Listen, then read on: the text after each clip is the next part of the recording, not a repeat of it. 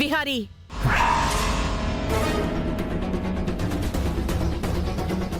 నువ్వు సహస్రని పెళ్లి చేసుకుంటాను అంటేనే నేను ఈ కుటుంబంలో కలవడానికి ఒప్పుకున్నాను.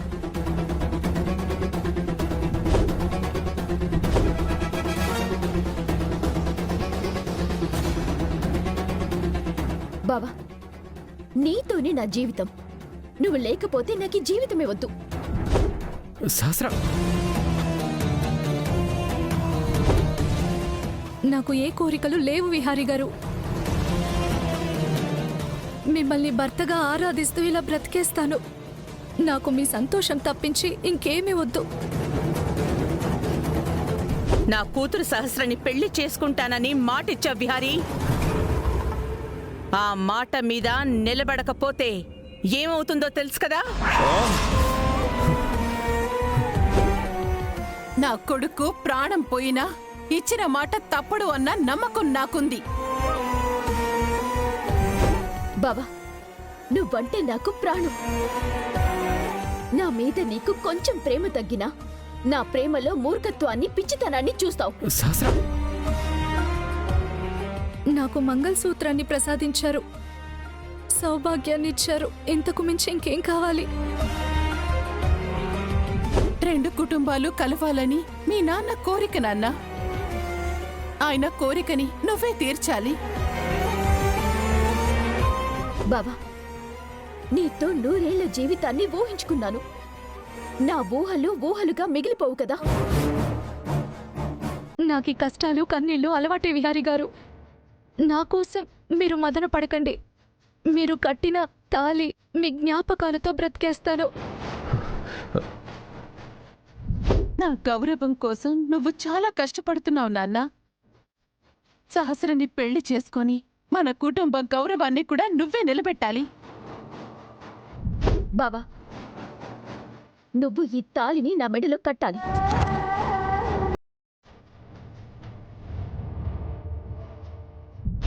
ఈ తాళి నా మెడలో ఉంటే చాలు విహారీ గారు. ఇంకే వరాలు నాకొద్దు. నా బావ ప్రపంచంలో నేనొక్కదాన్నే ఉండాలి. నా బావ ప్రపంచమే నేనవ్వాలి. మీరే నా ప్రపంచం విహారీ గారు. ఈ ప్రపంచం అంతమైపోయినా కూడా మీ మీద ప్రేమ, గౌరవం తగ్గదు. మీరు ఏ నిర్ణయం తీసుకున్నా నేను దాన్ని గౌరవిస్తాను.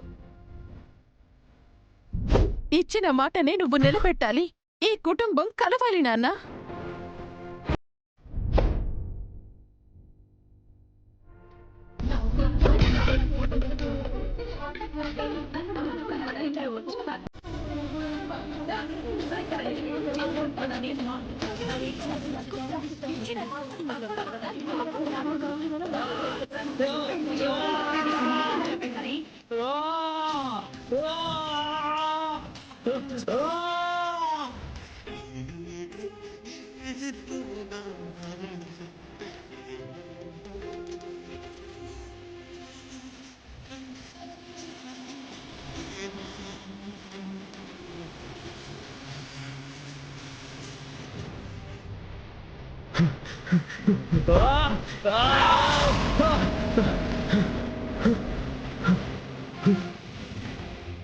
నా మాట వల్ల నా కుటుంబం నిలబడుతుంది.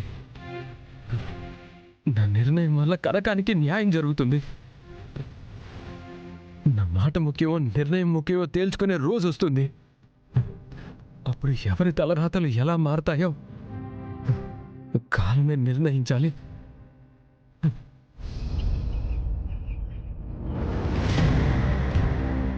నేను చావకుండా ఉండాలంటే నువ్వు రేపటి కల్లా నీ భర్త గురించి చెప్పు. లేకపోతే రేపటి రోజున నా చావుని చూస్తావు. ఇప్పుడు కనకాన్ని అమ్మ తన భర్త గురించి అడుగుతుంది. ఖచ్చితంగా కనకం ఏమీ చెప్పదు. అమ్మ అన్నంత పని చేస్తుంది. ఎలాగైనా ఈ సిచ్యువేషన్ నుంచి అమ్మని కనకాన్ని కాపాడాలి. చేయాలి. ఎలా ఈ గండాన్ని దాటాలి?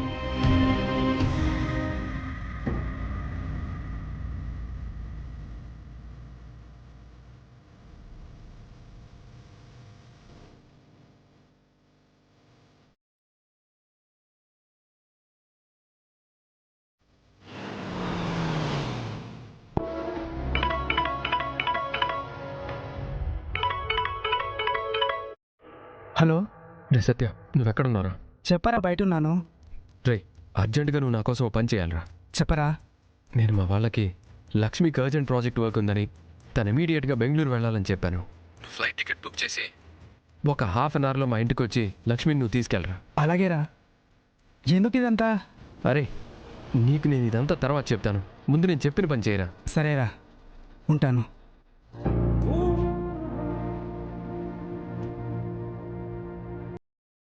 ఇప్పుడు యమునమ్మ గారికి ఏం చెప్పాలి? నన్ను ఇంకాసేపట్లో పిలుస్తారు. నేను నిజం చెప్పకపోతే యమునమ్మ గారు ఎలా స్పందిస్తారో ఏంటో. కనుక నువ్వు నీ బ్యాగ్ సర్దుకో. నా బ్యాగ్ సర్దుకోవాలా? ఎందుకు విహారీ గారు? కనుక నువ్వు ఇక్కడ నుంచి బిజినెస్ పని మీద 2 or 3 days బెంగళూరు వెళ్తున్నావు. ఇప్పుడు నేను బెంగళూరు వెళ్తున్నానంటే యమునమ్మ గారు ఒప్పుకుంటారా? కనుక అమ్మ నేను ఒప్పిస్తాను. నువ్వు ఇక్కడ లేని టైంలో నేను అందరినీ కన్విన్స్ చేస్తాను.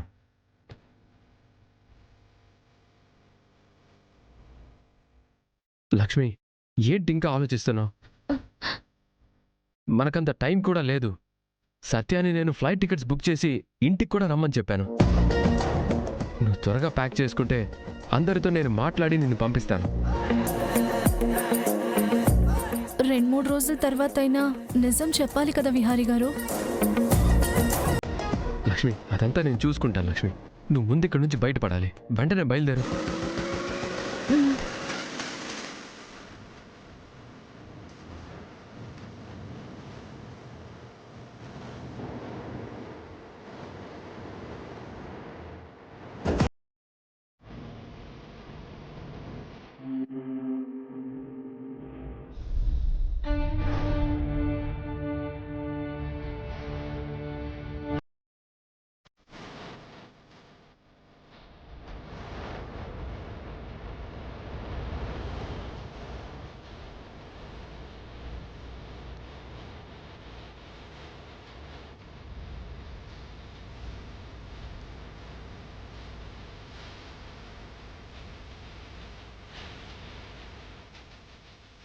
లక్ష్మి, బ్యాగ్తో సహా ఎక్కడికి బయలుదేరావు?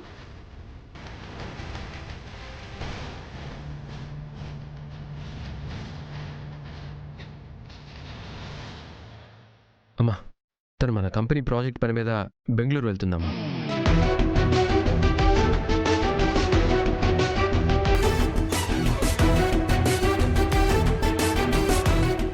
బెంగళూరేంటి విహారీ? తనకి నిన్న ఏమని చెప్పాను? అమ్మా అమ్మ, వచ్చాక మాట్లాడుకుందాం అమ్మా. అసలే ఫ్లైట్కి టైం అయిపోతుంది.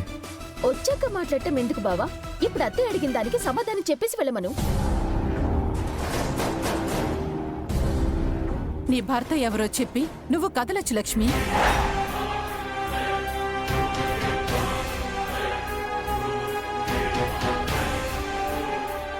అమ్మా, అవన్నీ మాట్లాడుకుంటూ కూర్చుంటే అక్కడ ఫ్లైట్ మిస్ అయిపోతుంది. నువ్వు రా లక్ష్మి, వచ్చాకనే మాట్లాడొచ్చు. వాహ్, శభాష్! ఏ ఉంది మీ నటన?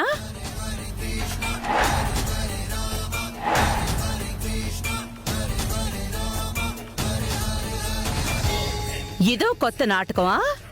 నువ్వు నీ శిష్యురాలు కలిసి మళ్ళీ మమ్మల్ని పిచ్చోళ్ళని చేయడానికి కలిసి ఆడుతున్న డ్రామానా? డ్రామా కాదు దినా. తను నిజం చెప్పాలని నిన్న నేను గట్టిగా చెప్పాను. మీరు అడక్క ముందే నేను గన్తో కాల్చుకుంటాను, చచ్చిపోతాను అని 4 గోడల మధ్య మీలో మీరు ఉత్తుత్తి మాటలు మాట్లాడుకుని ఇప్పుడు విహారీ చేత దాన్ని 4 రోజులు బయటికి పంపించి అందరూ చల్లబడిపోయిన తర్వాత మెల్లగా ఇంట్లోకి తీసుకొచ్చి ఎవరూ ఏం మాట్లాడకుండా పబ్బం గడిపేద్దామనే కదా నీ ప్లాను?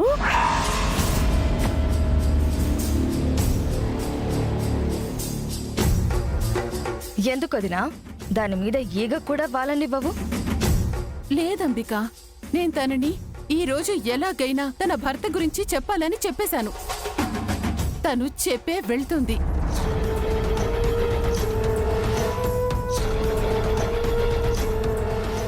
అమ్మా, ఏంటిదంతా? తను వెంటనే బయలుదేరాలంటే ఎందుకు ఇంత డిస్కషన్ పెడతారు?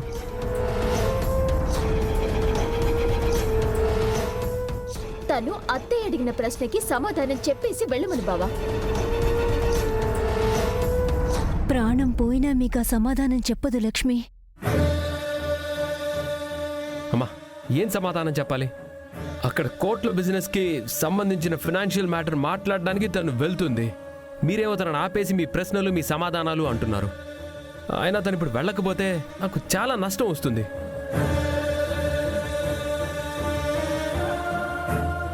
తనిప్పుడు బెంగళూరు వెళ్ళేంత పని ఏముంది బిహారీ?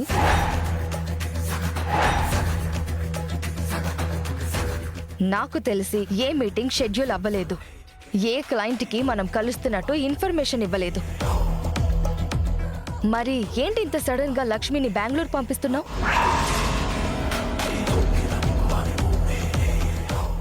ఏంటి విహారీ, దాని గురించి నువ్వు తప్పిస్తున్నావా?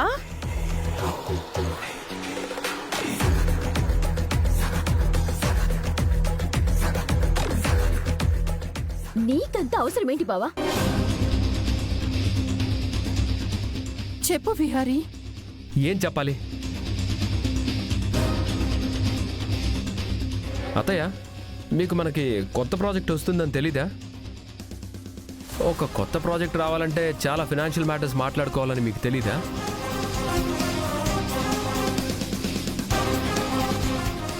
మన కంపెనీ ఫినాన్షియల్ అండ్ అకౌంటెంట్స్కి హెడ్ ఎవరు? లక్ష్మీయే కదా. తను అక్కడికి వెళ్ళాలని మీకు తెలీదా?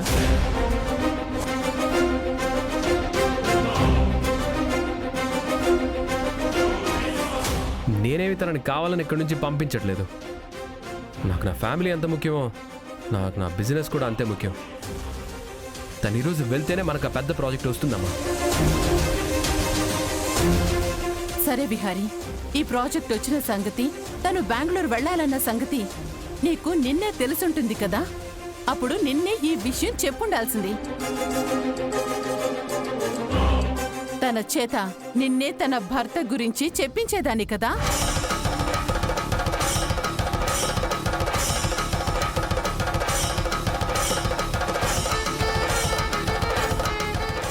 అమ్మా, ఈ బిజినెస్ మీటింగ్ అన్ఎక్స్పెక్టెడ్గా షెడ్యూల్ అయింది. ఇప్పుడు తను ఎక్కడికి పారిపోవట్లేదు. తను మళ్ళీ ఇంటికి వస్తుంది కదా. ఏమో, నాకు డౌటే.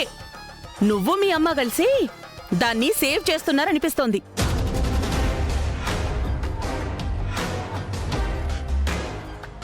అత్తయ్య, ఇంత వివరంగా నేను అంతా చెప్పాను కదా. నేను మళ్ళీ తననెందుకు నేను సేవ్ చేస్తాను? తను మళ్ళీ ఇక్కడికే కదా వస్తుంది. ప్లీజ్ అత్తయ్య, మేము వెంటనే స్టార్ట్ అవ్వాలి. లక్ష్మి, పద లక్ష్మి, టైం అవుతుంది. అమ్మా, వెళ్ళొస్తాను. సరే, వెళ్ళి వచ్చాకైనా నువ్వు నీ భర్త గురించి అందరికీ చెప్పాలి. ఇప్పుడు తప్పించుకున్నా వచ్చాక తప్పించుకోలేవు. అలా అంటే అక్కడే ఉండిపోద్దేమో. లక్ష్మి, పద వెళ్దాం. జాగ్రత్త లక్ష్మి. వెళ్ళొస్తానమ్మా. జాగ్రత్తగా వెళ్ళిరామ్మా. పద లక్ష్మి.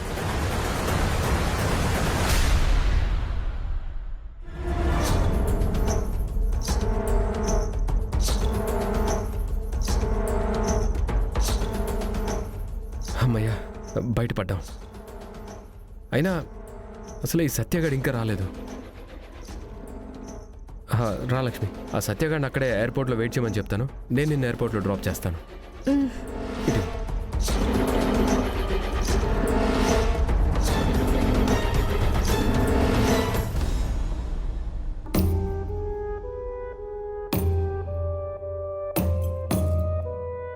ఏంటి కనుక మా లక్ష్మి, నువ్వు ఇంకా టెన్షన్గానే ఉన్నావా? విహారీ గారు, ప్రస్తుతానికి తప్పించుకున్నాం. కానీ తర్వాత అయినా యమునమ్మ గారికి నేను నిజం చెప్పాల్సి వస్తుందేమో కదా. ఆ రోజు యమునమ్మ గారిని ఎలా ఫేస్ చేయాలా అని ఆలోచిస్తున్నాను. కనక మహాలక్ష్మి, నువ్వు ఫస్ట్ 2-3 రోజులు ఇక్కడ నుంచి దూరంగా వెళ్తే నేను ఇక్కడ అమ్మ వాళ్ళతో ఏదో ఒకటి మాట్లాడతాను. కొన్ని రోజులు నేను అసలు ప్రెషర్ చేయొద్దని కన్విన్స్ చేస్తాను. మోస్ట్లీ నా మాట అందరూ వింటారు. మీరు చెప్పినట్లే జరిగితే మనకింకా ఏ ఇబ్బంది ఉండదు విహారీ గారు. లక్ష్మి, నువ్వు ఇంక ఈ టాపిక్ గురించి మర్చిపో. నేను ఇక్కడ అన్నీ నేను చూసుకుంటాను, ఓకేనా? చాలా థ్యాంక్స్ విహారీ గారు. థ్యాంక్స్ ఎందుకు కనక మహాలక్ష్మి, ఇది నా బాధ్యత.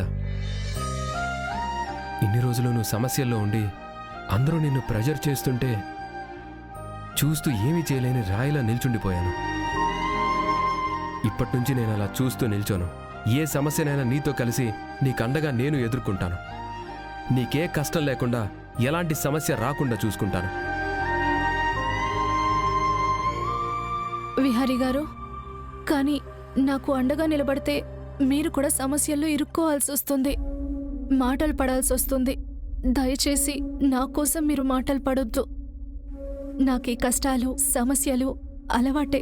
నీ పాటికి నిన్ను వదిలేస్తే నీ భర్తగా నా విలువేంటి కనక మహాలక్ష్మి?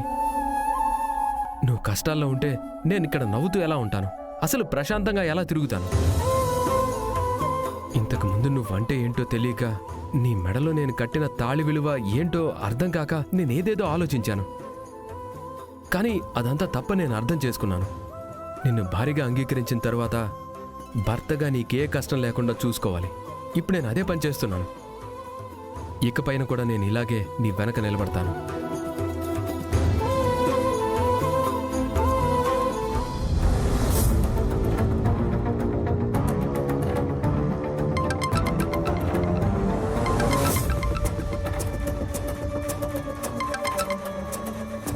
విహారీ, ఎక్కడి దాకా వెళ్లారు? అమ్మా, మేము ఎయిర్పోర్ట్కి దగ్గరలో ఉన్నామమ్మా. వెంటనే నువ్వు లక్ష్మి వెనక్కి రండి. ఏమ్మా, ఎందుకు? విహారీ, ఎక్కువ ప్రశ్నలు అడగకుండా వెంటనే లక్ష్మిని తీసుకొని ఇంటికి రా. అమ్మా అమ్మా వస్తావమ్మా, బట్ ఫ్లైట్కి టైం అయిపోతుంది. ఇప్పుడు వెనక్కి ఎందుకు రమ్మంటున్నావు నాకు అర్థం కాక అడుగుతున్నాను. లక్ష్మి ఎక్కడికి వెళ్ళక్కర్లేదు, నువ్వు తనని తీసుకుని రా. అమ్మా, ఏమ్మా, ఎందుకమ్మా? లక్ష్మి దాచిన నిజం మాకు తెలిసిపోయింది, మాకు తెలిసిపోయింది, మాకు తెలిసిపోయింది.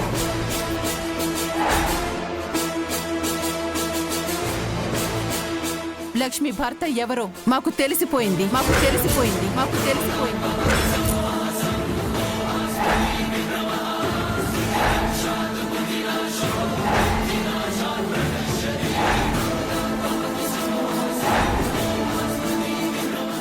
మీరిద్దరూ ఏవి మాట్లాడకుండా వెంటనే ఇంటికి రండి. అమ్మా,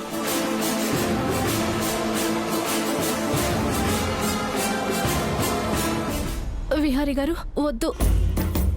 కారు వెనక్కి తిప్పొద్దు. ఇంటికి నేను వెళ్ళలేను. అమ్మగారికి అందరికీ నిజం తెలిసిపోయిందంట. వారికి నా మొహం చూపించలేను. కనక మహాలక్ష్మి, ఇలాంటి రోజు ఏదో ఒక రోజు వస్తుందని నాకు తెలుసు. అది ఈ రోజే వచ్చింది. తప్పదు. ఈ పరిస్థితిని మనం ఎదుర్కోవాలి.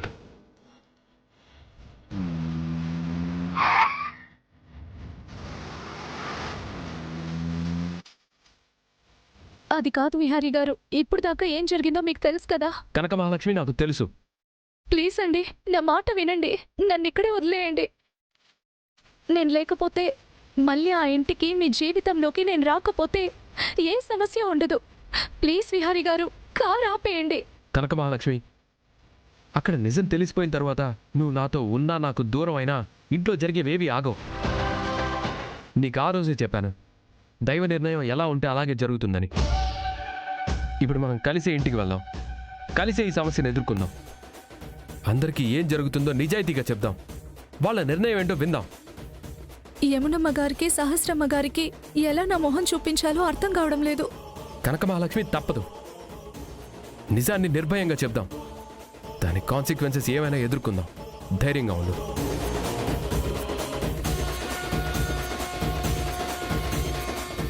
విహారీ గారు, నా మాట వినండి. కనక మహాలక్ష్మి, నీ మాట వినేది లేదేం లేదు. కాసేపు సైలెంట్గా ఉండు.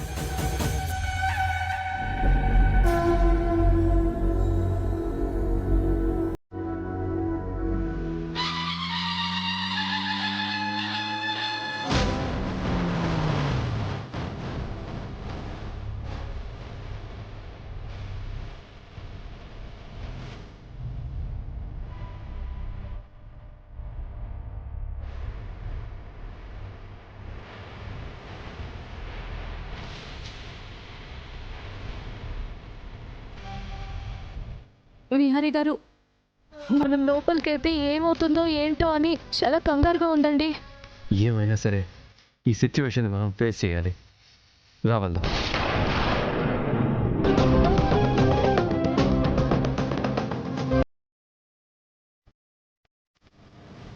భయపడక కనుక పద వెళ్దాం.